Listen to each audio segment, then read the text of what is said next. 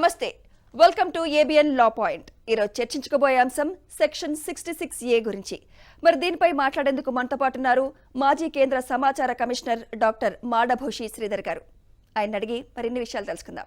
నమస్తే sir, welcome to our studio. మరి ఈరోజు మనము సెక్షన్ 66A గురించి మాట్లాడుకోబోతున్నాం. ఈ సెక్షన్ 66A రాజ్యాంగపరంగా చల్లదని తెలిసినా కూడా ఎందుకని పోలీసులు అరెస్ట్ చేస్తున్నారు, శిక్షలు విధిస్తున్నారు? స్టాచ్యూట్ నుంచి ఎందుకు తీయలేదు? స్టాచ్యూట్లో ఇది ఉంది, స్టాచ్యూట్ బుక్స్లో ఉంది. ఇన్ఫర్మేషన్ టెక్నాలజీ యాక్ట్ 2000 అని 2000 సంవత్సరంలో ఈ దేశంలో ఒక చట్టం వచ్చింది. ఆ చట్టం ఎందుకు వచ్చిందంటే సైబర్ నేరాలను నిరోధించడానికి, శిక్ష వేయడానికి వచ్చింది. సైబర్ నేరాలంటే కంప్యూటర్ హ్యాకింగు, టెలిఫోన్లో ఉన్న కంప్యూటర్ సిస్టమ్ని హ్యాక్ చేయడము, లేదా ఇంకా అందులో దానికి సంబంధించిన కొన్ని సైబర్ మాధ్యమం ద్వారా నేరాలు చేయడము, ఇవన్నీ వచ్చినప్పుడు unless you define a particular act as a crime you cannot punish a criminal. అది ఒక న్యాయ సూత్రం. ప్రపంచ దేశాలన్నిటిలోపల కొన్ని వందల సంవత్సరాల నుంచి వ్యవస్థాపితమైన ఒక న్యాయ సూత్రం ఏమిటంటే, నువ్వు ప్రజలకి ముందుగా నువ్వు ఈ పని చేస్తే నిన్ను శిక్షిస్తాను అని చెప్పాలి. Information is more important. చెప్పడం అంటే ఏమిటి? నిర్వచనం. నిర్వచనం అని అంటే ఎక్కడ ఉంటుంది ఆ నిర్వచనం? చట్టం ద్వారా చెప్పాలి. చట్టం అంటే ఏమిటి? చాలామంది పెద్దలు కూర్చుని ఈ సంఘటనలు ఇలా జరుగుతున్నాయంటే, ఒక వ్యక్తి మరొక వ్యక్తిని అకారణంగా దురుద్దేశ్యపూర్వకంగా చనిపోయే విధంగా కొట్టడం ద్వారా చంపడాన్ని హత్య అంటారు అని రాశారు. హత్య అంటే మనకు చంపడం అని తెలుసు, చంపడం అంతే తెలుసు. కానీ అది సరిపోదు, చట్టానికి వచ్చేసరికి సరిపోదు. నవల రాసినట్టుగా ఉండడానికి లేదు, అది అమలు చేయడానికి అనుకూలంగా ఉండాల్సిన నిర్వచనాన్ని చట్టాల్లో పొందుపరచాలి. వాటిని స్టాచ్యూట్స్ అంటారు. స్టాచ్యూట్స్ అంటే చట్టాలు. అంటే ఇన్ఫర్మేషన్ టెక్నాలజీ యాక్ట్ 2000 అది చట్టం. ఈ యాక్ట్నే స్టాచ్యూట్ అని కూడా అంటారు. అయితే ఈ చట్టాలన్నీ రాజ్యాంగానికి అనుకూలంగా ఉండాలి, రాజ్యాంగం చెప్పిన విధంగా ఉండాలి. Law of the law is constitution, act of the act is the constitution, statute of statutes is the constitution. అంటే ఒక విధానము, సంవిధానము. ఇంకొక పరిభాష ఏమిటంటే, విధానం అంటే ఏమిటి? పాలసీ. సంవిధానం అంటే ఏమిటంటే సమగ్రంగా ఆలోచించి దేశవ్యాప్తంగా దానికి ఒక ప్రణాళిక ఏర్పాటు చేసుకుని రచించిన ఒక విధానాన్ని సంవిధానం అంటారు. అది రాజ్యాంగం అని మనం తెలుగులో అనుకుంటున్నాం. ఇంగ్లీష్లో, హిందీలో సంవిధానం, ఇంగ్లీష్లో కాన్స్టిట్యూషన్. కాన్స్టిట్యూషన్ ప్రతి దేశానికి ఉంటుంది, అందుకని మనం కాన్స్టిట్యూషన్ ఆఫ్ ఇండియా అనాలి. కాన్స్టిట్యూషన్ అంటే సరిపోదు, అంటే మనం మాట్లాడుకున్నప్పుడు పర్వాలేదు, కొంచెం జనరల్గా చెప్తున్నాను. Constitution of England, constitution of America అట్లా ఉంటుందన్నమాట. అయితే ఈ రాజ్యాంగంలో మనకు ఉన్నది ఏంటి? ఇదివరకు మనం ఎపిసోడ్స్లో మాట్లాడుకున్నట్టుగా భావ వ్యక్తీకరణ స్వాతంత్రం మనకు ఉండాలి. ఇప్పుడు మనము సహజమైన హక్కుల్లో కొన్ని భావ వ్యక్తీకరణ అంటే నేను అనుకున్నది చెప్పడం. భావ వ్యక్తీకరణ ఏదో చాలా భయంకరమైన పదంలాగా కనపడుతుంది, సంస్కృతైజ్డ్ వర్డ్లా కనపడుతుంది.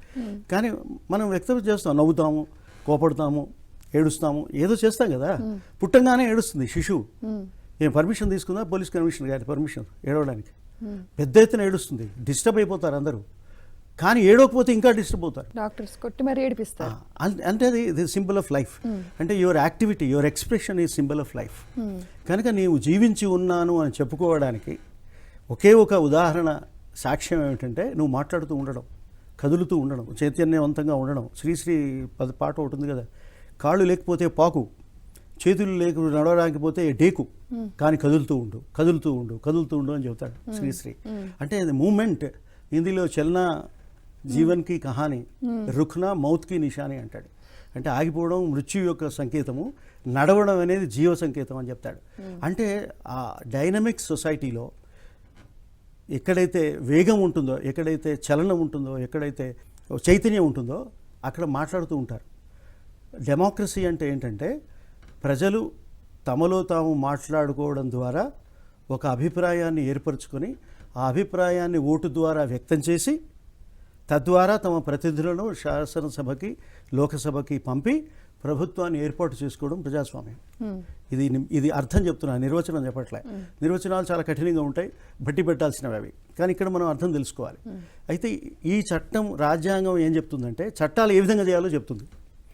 ఆ చెప్తూ ఏమంటుందంటే, నువ్వు పత్రికా స్వాతంత్రాన్ని, భావ వ్యక్తీకరణ స్వాతంత్రాన్ని భంగపరచకుండా ఉండే విధంగా చట్టాలు రాయాలి అని చెప్తుంది. కొన్ని భావాలు వ్యక్తీకరించచ్చా? అంతేగా మరి అన్ని భావాలు వ్యక్తీకరించలేం, అప్పుడే అఫెన్సివ్ అవుతుంది. అంతే. ఏ భావం వ్యక్తీకరించకూడదు, నువ్వు లిస్ట్ రాయలేవు. ఇవి చెప్పొచ్చు, ఇవి చెప్పకూడదు అని రాయడం కష్టం. అందుకని ఏం చేస్తారంటే దేశ సార్వభౌమాధికారాన్ని ధిక్కరించే మాటలు మాట్లాడొద్దు అంటారు. అట్లాగే ఇంకోటి చంపి అని చెప్పొద్దు అని అంటారు. ఒక వ్యక్తి ఏం చేశాడు, సినిమా థియేటర్లోకి వెళ్ళినాడు, సినిమా మొత్తం హౌస్ఫుల్. వీడు లేచి ఫైర్ ఫైర్ ఫైర్ అని అరిచాడు, నిప్పు నిప్పు అగ్ని మంటలు మంటలు అన్నాడు. మంటలు లేవు. అనొచ్చునా అనకూడదా? అనకూడదు. ఎందుకు అనకూడదు? లేవు కాబట్టి. అంటే వేరే వాళ్ళకి భయం కలిగించాడు. అంటే వాడికి వాక్ స్వాతంత్రం లేదా? వాడు ఆ మాట అన్నాడు. వాడు అరెస్ట్ చేస్తే నాకు వాక్ స్వాతంత్రం ఉందన్నారుగా మీరంతా.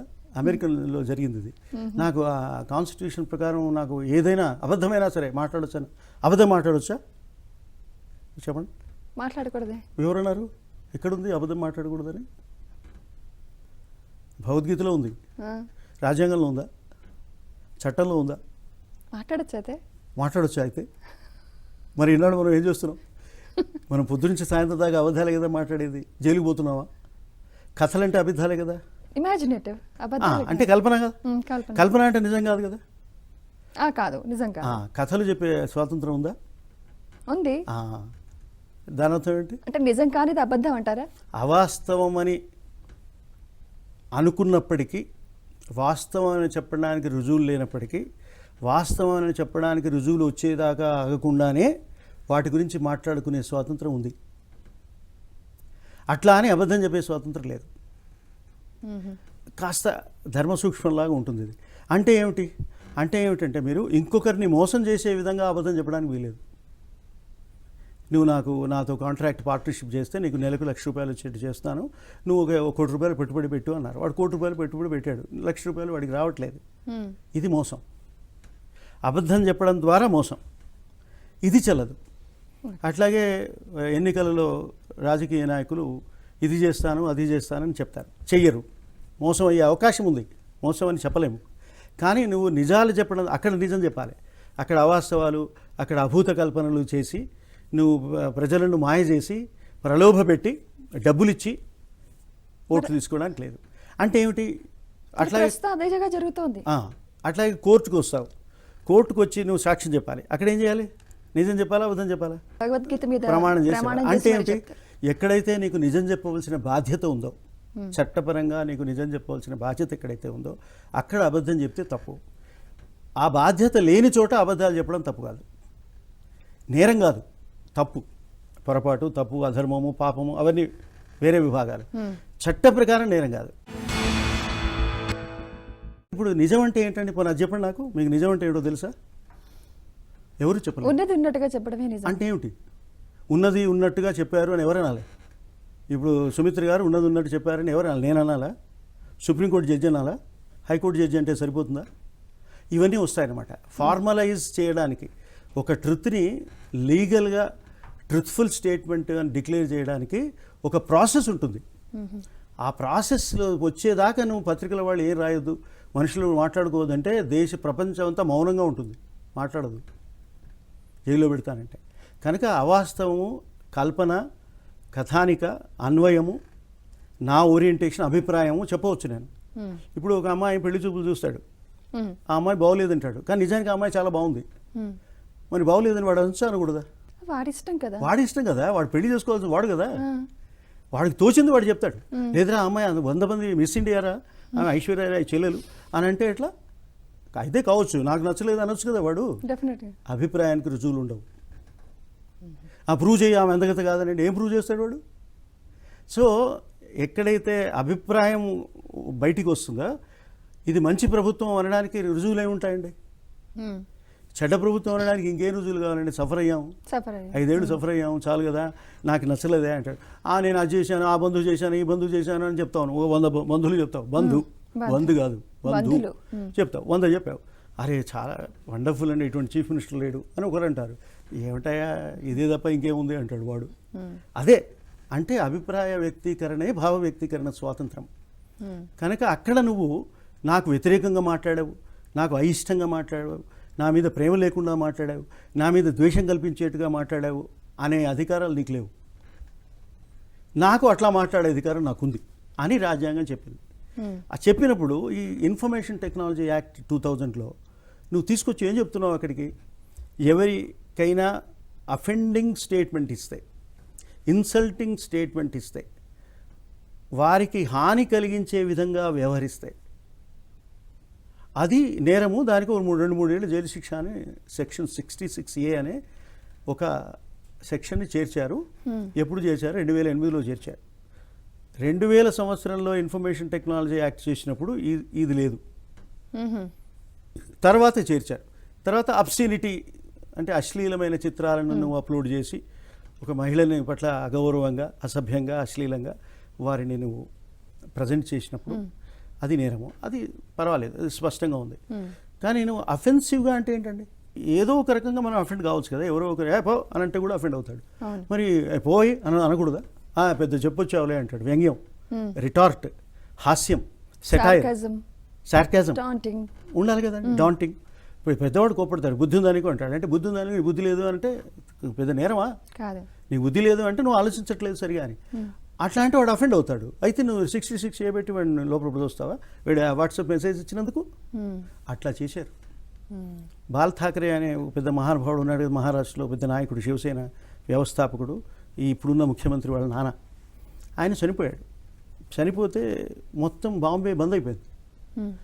ఒక పెద్ద వ్యక్తి చనిపోతే బాంబే నగరం మొత్తం బంద్ అయిపోతే, అంటే క్లోజ్ అయిపోతే, యాక్టివిటీస్ జరగకపోతే ఎట్లా అని ఒక పిటిషన్ రాసింది ఫేస్బుక్లో. ఈ పెద్ద పెద్ద వాళ్ళు ఎవరైనా చనిపోగానే మొత్తం నగరాలన్నీ క్లోజ్ చేస్తారు, మన లాంటి వాళ్ళు ఎట్లా బతకాలమ్మా అని ఆ పిటిషన్ రాసింది. దాన్ని ఇంకెవరో పాపం అవును నువ్వు అన్నది కరెక్టే అని లైక్ క్లిక్ కొట్టి కింద ఏదో కామెంట్ పెట్టింది. ఇద్దరిని అరెస్ట్ చేసింది పోలీస్. అన్యాయం కదా, చాలా అన్యాయం కదా. ఎందుకు అన్యాయం అంటారు?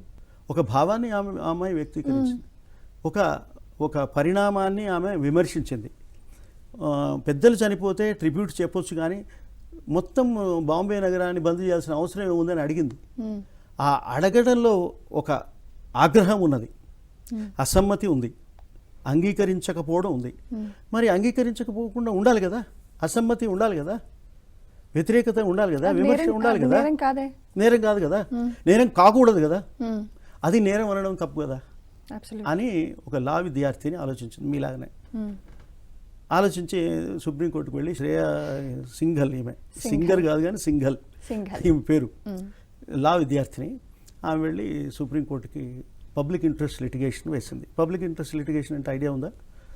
పబ్లిక్ ఇంట్రెస్ట్ లిటిగేషన్ అంటే ఏంటంటే, జనరల్గా కోర్టుకు ఎవరు వెళ్ళాలండి? దెబ్బతిన్న వాళ్ళు, హక్కులు కోల్పోయిన వాళ్ళు, నష్టపోయిన వాళ్ళు వెళ్ళాలి. కానీ నిజంగా నష్టపోయిన వాళ్ళందరూ వెళ్ళలేరు కోర్టుకి. అందరికీ సాధ్యం కాదు. అసలు తెలియదు వాడికి, నష్టపోయానని తెలియదు కనుక వాడు వెళ్ళడు. అయితే అదే రకంగా ఒక వ్యక్తి ఒక రకంగా ఒక ఊళ్ళో నష్టపోతున్నట్టుగా దేశంలో, నగరంలో, ఒక గ్రామంలో చాలామంది ఆ విధంగానే నష్టపోతూ ఉంటే, ఆ చాలామంది చదువు లేని కారణంగా, కోర్టు దగ్గరలో లేని కారణంగా, సుప్రీంకోర్టుకు వెళ్ళలేని కారణంగా, న్యాయవాదుల భయంకరమైన ఫీజులు చెల్లించలేని కారణంగా ఒకవేళ వాళ్ళు రాకపోతే వాళ్ళకి అన్యాయం జరగాల్సిందేనా? అదేగా జరుగుతోంది ఇప్పుడు. జరగకూడదు కదా. అప్పుడు ఏమన్నారంటే, దెబ్బతిన్నవాడే కాదు, ఆ దెబ్బతిన్నవాడి పక్షాన ఎవరైనా మంచి వ్యక్తి అంటే రాలో మంచి వ్యక్తి అని రాయరు, anybody who is public spirited, ఈ brings in public questions in public interest, supreme court and high court can take it up అని 1980sలో ఈ ప్రజా ప్రయోజన వ్యాజ్యము అనే ఒక ప్రక్రియ అంతకుముందున్న నియమాలను కాస్త సడలిస్తూ, ఒక స్వేచ్ఛను కల్పిస్తూ, హక్కులు కోరే అవకాశాన్ని కల్పిస్తూ చేశారు. చాలా విప్లవాత్మకమైన మార్పు. ఒక కఠినమైన, సంక్లిష్టమైన రాజ్యాంగ శాసన నియమాలను అమలు చేయడంలో ఇబ్బందులు ఏర్పడినప్పుడు ఆ ఇబ్బందులను తగ్గించడానికి వీలుగా ఈ ప్రజా ప్రయోజన వ్యాజ్యం అని పెట్టారు. లేదా నా ప్రయోజన వ్యాజ్యం, నా పరువు పోయింది, నాకు నష్టపరిహారం ఇప్పించు, మా వాడిని చంపేశాడు, నాకు పరిహారం ఇప్పించు, ఇవి కదా కేసులు. అట్లా కాదు, అక్కడ విషవాయువు వస్తోంది, చెరువులంతా విషం ఉంది, దానివల్ల కొన్ని వందల పశువులు చనిపోతున్నాయి, చేపలు చనిపోతున్నాయి, వృత్తి ఆగిపోతున్నది, ఇంతమంది హక్కులు ఒకేసారి నష్టమవుతున్నాయి, కనుక టేకప్ చేయండి అంటే సుప్రీంకోర్టు టేకప్ చేయడం ప్రజా ప్రయోజన వ్యాజ్యం. అట్లా దాన్ని పబ్లిక్ ఇంట్రెస్ట్ లిటిగేషన్ అన్నారు. ఆ పబ్లిక్ ఇంట్రెస్ట్ లిటిగేషన్ ఈ అమ్మాయి విషయం. ఈ అమ్మాయి నిజంగా అరెస్ట్ కాలేదు. Shreya Singhal did not arrest అయిన బ్రిటిషియన్కి సుప్రీంకోర్టుకు వెళ్ళే ఆలోచన లేదు. డబ్బులు లేవు, లాయర్ లేడు. ఈమె లా స్టూడెంట్, కొద్దిగా డబ్బులు ఉన్నాయి, వాళ్ళని వీళ్ళు పోగేసుకున్నది. ఒక మంచి లాయర్ని అడిగితే ఆయన మంచి కాజమ్మా నీకు అని ఆయన సహకారం చేశాడు. సుప్రీంకోర్టు కూడా అడ్మిట్ చేసి చాలా విచారణ జరిపింది. ప్రభుత్వం వాళ్ళు హోరాహోరి పోరాడారు 2015లో. పోరాడిన తర్వాత చివరికి రాజ్యాంగ వ్యతిరేకము, పత్రికా స్వాతంత్ర్యానికి విభిన్నము, ఇది దీని వలన మామూలు ప్రజలు మాట్లాడినందున ఇప్పుడు అరెస్ట్ అయితే దీని ఎన్ని హక్కులు భంగం? మొదట నా వాక్ స్వాతంత్రం పోయింది, అరెస్ట్ కావడం వల్ల నా జీవన స్వాతంత్రం, వ్యక్తి స్వేచ్ఛ పోయింది. ఒక 2-3 నెలలు ఎన్నేళ్ళు ఉంచుతావో నాకు తెలియదు, అన్ని సంవత్సరాలు నేను వేరే పని చేయలేదు, రైట్ టు లైఫ్ పోయింది. So several rights as a bundle will be last because of this useless penal provision అని సుప్రీంకోర్టు చెప్పింది. కొట్టేసింది. అప్పుడంతా ప్రపంచవ్యాప్తంగా మనకి సుప్రీంకోర్టుకి జేజేలు. భారతదేశ రాజ్యాంగంలో ఉన్న హక్కులను రక్షించే బాధ్యత సుప్రీంకోర్టుకు ఉంది, హైకోర్ట్స్ కూడా ఉన్నాయి. మనకి కోర్టులు 2 రకాలు, మామూలుగా జిల్లా స్థాయిలో ఉండే కోర్టులు, సబార్డినేట్ కోర్టులు. రెండోవి రాజ్యాంగ కోర్టులు అంటారు, రాజ్యాంగ న్యాయస్థానాలు అంటారు. అంటే ఏంటంటే రాజ్యాంగం మనకిచ్చిన హక్కులను రక్షించడానికి కేసులు విని తీర్పులు చెప్పవలసిన బాధ్యత కలిగిన న్యాయస్థానాలు. ఎక్కడ కోర్టు? High court, supreme court. హైకోర్టు ప్రతి రాష్ట్రంలోనూ ఉంది, మనకు దగ్గరలో ఉంది. సుప్రీంకోర్టు కాస్త దూరంలో ఉంది. ఇప్పుడు కొత్తగా ఏమంటున్నారంటే సుప్రీంకోర్టు బెంచెస్ కూడా సదర్ ఇండియాలో కూడా పెట్టాలి, చెన్నైలో ఒకటి ఉండాలి, బాంబేలో ఒకటి ఉండాలి, అట్లా అంటున్నారు. అది జరిగితే మంచిది, సరే అది పక్కన పెట్టండి. అయితే ఎప్పుడైతే ఈ రాజ్యాంగ హక్కులను రక్షించే బాధ్యత ఉన్న సుప్రీంకోర్టు ఇది రాజ్యాంగం ప్రకారం చెల్లదని కొట్టివేసిందో అది అప్పుడు వెళ్ళిపోవాలి, దాంట్లోంచి చట్టంలోంచి దాన్ని తీసిపడేయాలి. కానీ మనకి ఏమవుతుందంటే ఈ పోలీస్ స్టేషన్స్ ఉంటాయి కదా, అక్కడ కానిస్టేబుల్స్ చేరేవాళ్ళు ఇప్పుడు BAలు MAలు చదువుకున్న వాళ్ళు ఇప్పుడు వస్తున్నారు. కానీ ఇదివరకు BAలు MAలు చదువుకున్న వాళ్ళు వచ్చేవాళ్ళు కాదు. ఇప్పుడు PhDలు కూడా వస్తున్నారు. అక్కడ ఒక హాస్పిటల్లో శవాల దగ్గర, దాని పోస్ట్ మార్టం విభాగంలో శవాల దగ్గర ఏదో పనిచేసే ఉద్యోగాలు అనౌన్స్ చేస్తే PhDలు అప్లై చేశారు మన దేశంలో. అంటే ఉద్యోగాలు లేక వాళ్ళు చేస్తున్నారు. ఇది కానిస్టేబుల్, సబ్ ఇన్స్పెక్టర్ పోస్టులకి BA BScలు ఉండాల్సిన అవసరం లేదు, కానీ ఇప్పుడు వస్తున్నారు. కానీ వాళ్ళకి లా తెలిసే ఛాన్స్ లేదు, లాలో వాళ్ళకి ట్రైనింగ్ ఇవ్వరు. పోలీస్ ట్రైనింగ్ స్కూల్స్, అకాడమీస్ ఉంటాయి, కానీ ఇవన్నీ చెప్పరు. అని చాలా రెగ్యులర్గా స్కూల్లో చెప్పినట్టుగా చెప్పరు, చెప్తారు ఒకసారి చెప్పేసి వెళ్ళిపోతారు, లెక్చర్ ఇచ్చినట్టుగా. Lecturing is different from teaching. Teaching జరగదు, లెక్చరింగ్ జరుగుతుంది. అయితే వాళ్ళు ఏమిటి, ఇండియన్ పీనల్ కోడ్ 124A చూస్తాడు, ఇన్ఫర్మేషన్ టెక్నాలజీ 66A చేస్తాడు, కింద అది దీన్ని సుప్రీంకోర్టు కొట్టేసింది అని ఉంటుంది కింద ఫుట్ నోట్స్, అది చూడరు, ఇది చూసి పెట్టేస్తాడు. ఎవరు శ్రీధర్ ఏదో రాశాడు ఫేస్బుక్లో, ఆంధ్రజ్యోతి ABN టైమ్ ఛానల్ ఏదో మాట్లాడాడు, నాకు అఫెండింగ్గా ఉంది, పెట్టేస్తాడు. అయితే వాళ్ళపైన పోలీస్ వ్యవస్థ ఐడియా ఉందా? దర్యాప్తు చేస్తారు, రిజిస్టర్ చేస్తారు, కంప్లైంట్ తీసుకుంటారు, దాని మీద విచారణ చేసి ఛార్జ్ షీట్ వేస్తారు. అయితే ఈ అడుగడుగున ప్రాసిక్యూషన్ వ్యవస్థ అని ఒకటి ఉంటుంది. అంటే లా చదువుకున్న వాళ్ళు లాయర్ చదివిన వాళ్ళని, అడ్వకేట్స్గా ప్రాక్టీస్ చేస్తున్న వాళ్ళని సెలెక్ట్ చేసుకుంటారు, ఉద్యోగం, నెలకింత జీతం. పబ్లిక్ ప్రాసిక్యూటర్స్ ఉంటారు. వాళ్ళు ఇది చూసి అరే ఇది కాదురా, ఈ చట్టం సెక్షన్ కింద కేసు పెట్టకూడదురా, తీసేశారు అని చెప్పాలి, న్యాయం జరగట్లేదు చెప్పాలి. ఆ తర్వాత ఏమవుతుంది, మేజిస్ట్రేట్ దగ్గరికి పోతుంది. మేజిస్ట్రేట్ అంటే ఏమిటి, ఎప్పుడైనా మీరు ఛార్జ్ షీట్ వేస్తే, ఈ ఫలానా సనత్ నగర్లో ఛార్జ్ షీట్ వేశారనుకోండి, సనత్ నగర్ జ్యూరిస్డిక్షన్ ఉన్న క్రిమినల్ కోర్టు ఒకటి ఉంటుంది. ఆ క్రిమినల్ కోర్టులో జడ్జి గారికి తీసుకుపోయి ఇవ్వాలి, ఆయన చూడాలి, అరెస్ట్ అయిన వాడిని ప్రొడ్యూస్ చేస్తాడు, వాడిని చూడాలి, చూసి ఏ సెక్షన్ కదా 66A కొట్టేశారు కదా అనాలి. అనడం లేదు ఆయన కూడా, కొన్ని సందర్భాలు 1500 సందర్భాల్లో, అంటే ఇంకెన్ని సందర్భాలు పోయినాయో మరి వద్దన్నారో కాదన్నారో మనకు తెలియదు. 1506 సందర్భాలలో మెజిస్ట్రేట్స్ 66A సెక్షన్ లేదు కదయ్యా ఎందుకు పెట్టారని అడగకపోతే ఏం చేయాలండి? ఒక కన్న తల్లి పాపకి పాలివ్వకపోతే ఏమనాలి? కంటిరెప్ప కన్నుని కాపాడకపోతే ఏమనాలి? రక్షక భటులే ఇటువంటి కొట్టేసిన సెక్షన్ల కింద కేసులు పెడితే ఏమనాలి? ఇది దేశ దౌర్భాగ్య పరిస్థితి. అయితే మెజిస్ట్రేట్, నేను ఇక్కడెక్కడైనా ఏదో ఒత్తిడులు పనిచేస్తూనే అనుకోవచ్చు, మెజిస్ట్రేట్ దగ్గర ఎందుకు అట్లా ఉండాలండి?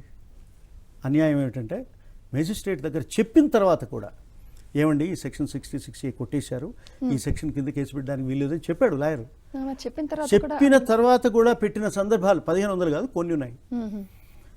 అసలు ఎవరు చెప్పాల్సిన అవసరం ఏముందండి? ఎవరు చెప్పకపోయినా చట్టంలో ఉందా లేదా చూసుకోవాల్సిన బాధ్యత లేదా? ఆ స్థాయిలో ఉన్న వ్యక్తులు డెఫినెట్ గా చూసుకొని కదా. implement చేయాలి. అట్లా 5-6 సెక్షన్లు కొట్టేశారండి ఈ మన భారత రాజ్యాంగం ప్రకారం. రాజ్యాంగ భద్రత లేని సెక్షన్లు ఇవి అని చెప్పి 5-6 సందర్భాల్లో 4-5 సెక్షన్లు కొట్టేశారు. విచిత్రం ఏంటంటే ఇండియన్ పీనల్ కోడ్ ఇప్పుడు మీరు కొనుక్కోండి బజార్కి వెళ్ళి, అందులో ఆ సెక్షన్ ఉంటుంది ఉంటుంది ఉంటుంది ఉంటుంది కానీ దాని మీద ఒక నెంబర్ వేస్తారు, 1 అని వేసా. 1 దగ్గర ఈ సెక్షన్ని Shreya Singhal versus union of India 2015లో సుప్రీంకోర్టు కొట్టివేసింది రాజ్యాంగ అని రాస్తాడు. కానీ వాడు చదవడు. ఆ కొట్టివేయడం అంటే ఏంటి? ఏదో ఆ కేసు అక్కడ కొట్టేసింది అనుకుంటాడు. వీడికి దీనికి తెలియదు. వీడికి సెక్షనే కొట్టేసినట్టు తెలియదు. కొందరికి తెలియక, కొందరికి అర్థం కాక, కొందరు కావాలని, కొందరు తెలిసి వీడిని లోపల పంపడమే కరెక్ట్ అని అనుకుని అధికారాన్ని దుర్వినియోగం చేయడం ద్వారా, బాధ్యతలు నిర్వహించకపోవడం ద్వారా, నిర్లక్ష్యం ద్వారా 66A కింద 1500 కేసులు పెట్టారు. లేని సెక్షన్ కింద కేసు పెట్టిన వాడు దురుద్దేశపూర్వకంగా పెట్టినట్టే కదా. దానివల్ల నష్టపోయిన వాడు అన్యాయంగా నష్టపోయినట్టే కదా. ఈ అన్యాయంగా నష్టపోయిన వాడికి ఈ పెట్టినవాడు పరిహారం ఇవ్వాలి అని చట్టంలో ఉండాలి. ఒకటి. తర్వాత వీడు ఈ తప్పుడు కేసు పెట్టిన వాడు 2 సంవత్సరాలు జైలుకు పోతే అనవసరంగా 2 సంవత్సరాలు ఒకరిని జైలుకి పంపించినది నేరం అవుతుంది. నష్టపరిహారం వేరు, నేరం కూడా అవుతుంది. ఆ నేరానికి వాడి మీద ప్రాసిక్యూట్ చేయాలి. ఇదే rule of law. Rule of law అనే మాట విన్నారు కదా ఇప్పుడు. మనకు లా పాయింట్ అని మనం మాట్లాడుకుంటుంది ఏంటంటే ఒక్కొక్క దాని మీద వివరణ. రూల్ ఆఫ్ లా అంటే ఏమిటంటే ఒక లా అనేది అందరికీ సమానంగా వర్తించాలి అనేది. అయితే సుప్రీంకోర్టు తీర్పు ఇచ్చిన తర్వాత ఆ తీర్పును అమలు చేయకపోయినా సెక్షన్ 66Aలో, అట్లాగే 124A సెడిషన్లో సుప్రీంకోర్టు ఇచ్చిన గైడ్ లైన్స్ని మీరు అనుసరించకపోయినా దాని కంటెంప్ట్ ఆఫ్ కోర్టు కింద వాళ్ళని శిక్షించాలి అని నేను అడుగుతున్నాను. ఒక న్యాయశాస్త్ర విద్యార్థిగా, ప్రొఫెసరా కాదా తర్వాత స్టూడెంట్ నేను స్టడీ చేస్తున్నాను. ఇది అన్యాయం అనిపిస్తోంది. సో రూల్ ఆఫ్ లా ప్రకారము సెక్షన్ 66A కింద అది రద్దయిన తర్వాత, అది కొట్టివేసిన తర్వాత పెట్టిన కేసులన్నింటినీ కొట్టివేయడమే కాకుండా ఆ కేసులు తప్పుడు కేసులు పెట్టిన అందరికీ పైన చర్య తీసుకోవాలి. ఒకవేళ మెజిస్ట్రేట్ కూడా ఇటువంటి పాత్రలో ఆయన చెప్పినప్పటికీ తెలియదనే ఉద్దేశంతో ఆయన కేసులు అనుమతిస్తే ఆయన పైన కూడా క్రమశిక్షణా చర్య తీసుకోవాలి అని నా అభిప్రాయం. అయితే మరి ఈ సెక్షన్ 66K కింద ఎలాంటి పనిష్మెంట్ విధిస్తున్నారు, ఎలా బయటపడాలంటారు? అయితే కొన్ని కేసులు ఇంకా శిక్ష దాకా రాలే, విచారణలో ఉన్నాయి. శిక్ష కూడా వేస్తే ఇంకా అది దారుణం అన్నమాట. 1500 కేసులు ఇంకా స్టాచ్యూట్ బుక్స్లో అన్ని రాష్ట్రాల్లో ఉన్నాయండి అని సుప్రీంకోర్టుకి people's union of civil liberties 2019లో ఒకసారి చెప్పింది, వినలేదు. 2021లో మళ్ళీ వెళ్ళింది, సుప్రీంకోర్టు కోప్పడింది. కానీ నేనేమంటాను, కోప్పడడం వల్ల ప్రయోజనం లేదు. కేసులు పెట్టి జైలుకి వెళ్ళాలి, పంపించాలి, అప్పుడు కానీ తెలిసి రాదు. అంటే ఇప్పుడు ఈ 66A రాజ్యాంగ పరంగా చెల్లదు అని తెలిసినా కూడా ఎందుకు ఇంకా కొట్టివేయబడలేదు, ఇంకా ఎందుకు పెండింగ్లో ఉన్నాయి అన్ని కేసెస్? అది అధికార దుర్వినియోగం. కావాలని పెట్టినవి కొన్ని ఉంటాయి, తెలియక పెట్టినవి కొన్ని ఉంటాయి. కానిస్టేబుల్కి రైటర్ ఆయన ఉంటాడు, ఆయనకి లేదా ఇన్వెస్టిగేటింగ్ ఆఫీసర్కి తెలియక వచ్చినాయి. ప్రాసిక్యూటర్స్ పట్టించుకోకుండా నిర్లక్ష్యంగా గుడ్డిగా సంతకాలు పెడతారు చూడండి, అట్లా పెట్టినవి. ఆ తర్వాత మెజిస్ట్రేట్ దగ్గరికి పోతే ఆ మెజిస్ట్రేట్ కూడా అడగకపోవడం, చెప్పినా వినకపోవడం వల్ల ఇటువంటి కేసులు వస్తాయి. అందుకే ఇటువంటివి మళ్ళీ జరగకుండా చర్యలు తీసుకోవాలని నేను అంటున్నాను. అసలు యాక్చువల్లీ ఆ బాధ్యత రాహిత్యాన్ని నేరంగా పరిగణించాలి కదండి. తప్పకుండా నష్టపరిహారాన్ని ఇవ్వాలి కదండి. ఈ లా పాయింట్ ఏంటంటే నువ్వు అనవసరంగా లేని సెక్షన్ల కింద కేసులు పెట్టకు. లా పాయింట్ పెడితే ప్రాసిక్యూటర్ దగ్గరే తీసేయి. అక్కడ కూడా దాటిపోయి మెజిస్ట్రేట్ దగ్గరికి వస్తే మెజిస్ట్రేట్ కొట్టేయాలి. లేదా కనీసం ఎవరైనా ఇలాంటి నాలాంటి వాళ్ళు పబ్లిక్ ఇంట్రెస్ట్ లిటిగేషన్ తీసుకెళ్ళి ఇవన్నీ ఉన్నాయని చెప్పి అదే PUCలు వాళ్ళు చేశారు, ఇప్పుడైనా వాటిని కొట్టేయాలి. అయితే వాళ్ళు మార్గదర్శక సూత్రాలు అడుగుతున్నారు. నేనేమంటున్నాను, మార్గదర్శక సూత్రాలు కాదు, కంటెంప్ట్ కింద కేసులు పెట్టి జైలుకి పంపించండి అంటున్నాను. Correct, you are right, absolutely right. ఇది ఇవాల్టి రైట్ మన లా పాయింట్. థ్యాంక్ యూ అండి, మీరు మా స్టూడియోకి వచ్చి సెక్షన్ 66A గురించి చాలా information technology act. Yes, thank you so much అండి. నమస్కారం. ఇది ఇవాల్టి లా పాయింట్. వచ్చే వారం మరో టాపిక్తో మళ్ళీ కలుద్దాం. Until then keep watching ABN.